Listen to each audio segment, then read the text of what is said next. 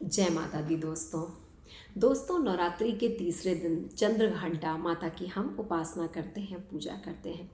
कल हमने जाना था कि किस प्रकार जो ब्रह्मचारिणी देवी जी ने तप किया और माता ने तप करके शिव को प्राप्त किया।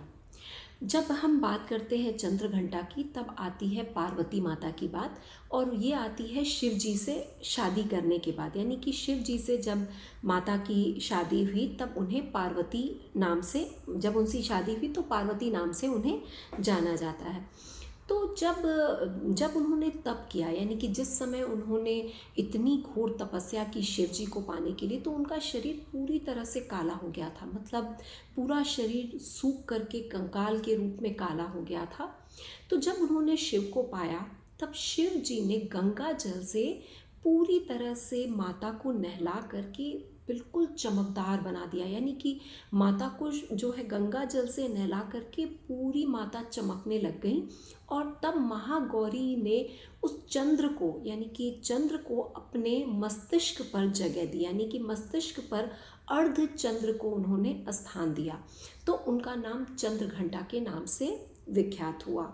उसके बाद उसी वक्त जब चंद्रघंटा जी ने, माता ने जब अपने शिव को प्राप्त किया और इस प्रकार वो शुद्ध होकर के स्फटिक के समान चमकने लगी, तो उसी टाइम पे महिषासुर नाम का एक राक्षस था जिसने सारे देवी देवताओं को स्वर्ग से निकाल दिया था और सबका अधिपति बन बैठा था। यानी हवा, पानी, नदी, उसने आकाश, सबको अपने वश में कर लिया था। तो जितने देवी देवता जो सताए हुए थे वो जाकर के त्रिदेव के पास गए। त्रिदेव का मतलब क्या होता है? ब्रह्मा, विष्णु, महेश। उनके पास गए और जाकर के अपनी तकलीफ बताई। जब तीनों देव ने, यानी कि त्रिदेवों ने उनकी बात सुनी तो उन्हें बड़ा क्रोध आया कि किस प्रकार से महिषासुर राक्षस ने सबको जो है स्वर्ग से निकाल दिया है।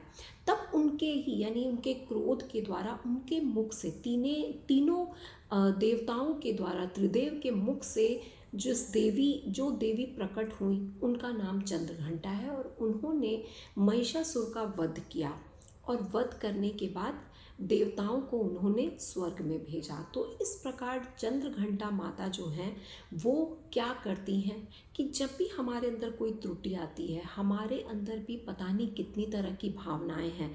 कुछ अच्छी भावनाएं हैं, कुछ बुरी भावनाएं हैं। जो अच्छी भावनाएं हैं वो तो बड़ी अच्छी हैं, लेकिन जो बुरी हैं, जो हमारा नाश कर रही हैं, जो हमें ही नुकसान पहुंचा रही हैं, जब चंद्रघंटा माता की हम उपासना करते हैं, उनका ध्यान करते हैं, तो हमारा शरीर भी स्फटिक के समान शुद्ध हो जाता है। तो हम कल फिर मिलेंगे, आगे जानेंगे माता की स्टोरी, आगे के दिन के बारे में, और उनके बारे में बहुत अच्छी अच्छी बातें हैं। उनके 9 रूप के बारे में हम हर दिन कुछ ना कुछ अच्छी बातें जानेंगे। तो फिर मिलेंगे। जय माता दी।